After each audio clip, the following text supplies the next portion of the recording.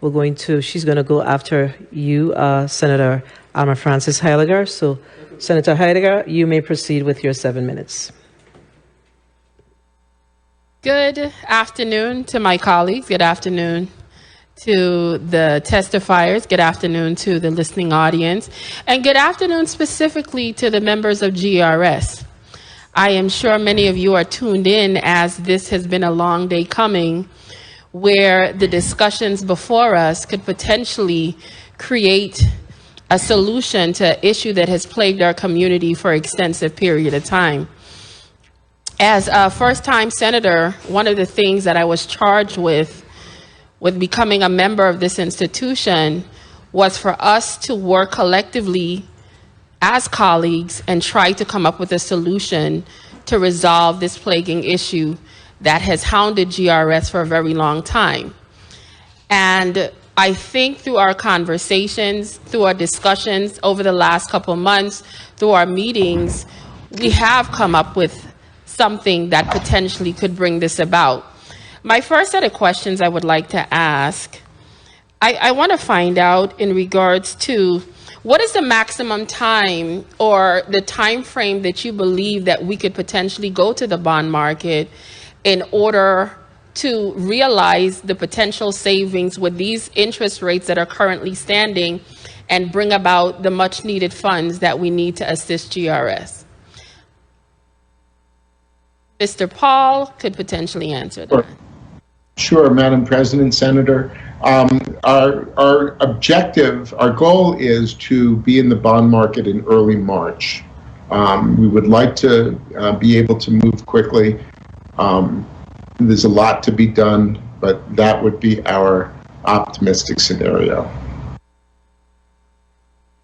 Well, one of the things that the people are very much concerned about is refinancing. If you listen to the public, they're concerned as to how this potentially could affect us as the people. Could you share with them what the potential benefits are of us refinancing and what could be realized from this? Sure, Madam President and Senator. There are really two elements to it. I think, as many homeowners know, lower interest rates are an opportunity to reduce your monthly mortgage costs. And in a similar vein, we have an opportunity to refinance the outstanding matching fund bonds at a lower interest cost than what they were issued at. And so that's a direct analogy to a homeowner who goes into a bank or to a mortgage company and is offered a lower interest rate mortgage to pay off their own mortgage. It's a little bit more complicated than with home mortgages because of the legal structure of bonds versus mortgages, but I won't bore you with that. There's a second aspect of this, which is that that's the refunding part in the current market. That's around a $70 million savings on a present value basis. But there's a second aspect of this, as I've discussed, which is the restructuring to push out the maturity of not the final maturity, but the life of the bonds, the refunding bonds, compared to what it is now, so that we can lower the early year costs in order to maximize the cash flow benefit to GERS. And overall, what would be the benefits in regards to giving GRS this steady stream through this specific mechanism, as well as potential additional funding for reinvestment into the system in order to potentially bring about more revenues to GRS? Madam President, Senator, the GERS is a savings account. It's a savings account on behalf of retirees, and it's a savings account that's running out of money to pay retirees. So what's essential is that it have both more money and a long-term predictable stream of money.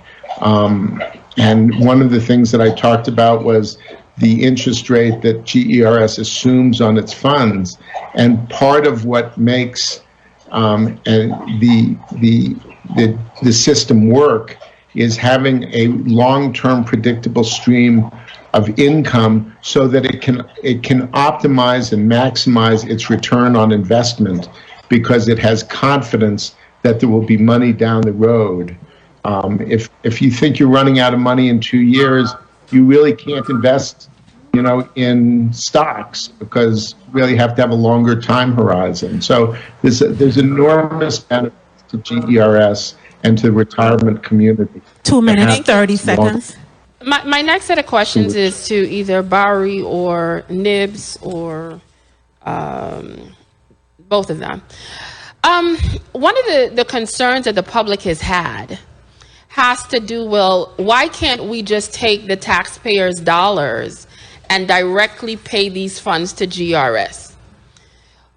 And instead of going through this entire mechanism to potentially give them more funding, what would be the outcome if we just took the taxpayers' dollars and attempted to just give them a smaller portion of this money versus a larger pot to potentially also reinvest? Could you share with us what do you think the difference is between the two options?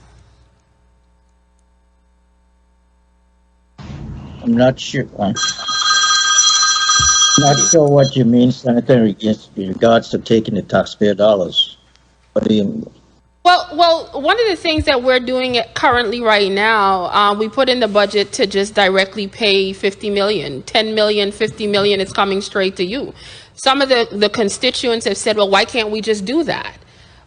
We have decided to go an alternative route. Could you explain to them why this potential alternative route could benefit the GRS more? 30 seconds. Well, because the system would become insolvent sooner. Our liquid assets in the portfolio is about $358 million. And there's a deficit between what we collect and what is paid out, significant to the tune of maybe $150 million. In the last few years, we have depleted our portfolio to the tune of between 120 and 130 million. I think that is the reasons why. We need to if we don't do that and the assets are depleted, then there would have to be reduction in benefits for the retirees. Time. And we definitely don't want that. Well, thank you so much for that response. I think a lot of times, Madam Chair, could I just wrap up? A lot of times when we are discussing things in the public, I think we as senators have to do a greater job in educating, and I think we're trying to do that a little bit today, because it's important that the public understands it's not like we want to lock you into anything else, but we recognize by refinancing, utilizing the funds, utilizing the monies that we are already directly giving to GRS, and potentially having the ability to get greater funds to give to them so that they can be solvent, and they could also have more additional funding in order to invest so they could stand on their own. That is the route we're attempting to go today. So thank you, Madam Chair, for the indulgence, and time is up, guys. Thank you, Senator Francis. Madam Chair, if I may. You may respond, Mr. Bori. You may respond. One other thing to consider, I mean, from a GRS perspective, whether the money comes directly from the general fund or through this mechanism, it's for us is money. The thing I would like to suggest to the senator is that I think what she's suggesting will have to be accomplished by increasing the monthly or the biweekly contribution. And if you look at it, the contributions will have to increase. I think it's currently about 23% of payroll. It'll have to be about 80-90% of payroll to fill that gap. So that's the challenge you're going to have. Thank you, Mr. Bori. I think what's equally important is that we understand that as we build our budgets within this institution, we have to be financially responsible.